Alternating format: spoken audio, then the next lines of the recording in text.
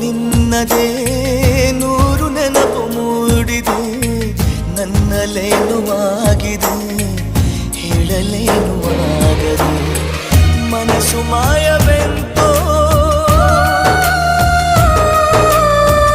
ಮಧುರ ಭಾವವೆಂತೋ ಪಯಣ ಎಲ್ಲಿಗೆಂತೋ ನಯನ ಸೇರಲೆಂತೋ ಮಿಲನವಾಗಲೆಂತೋ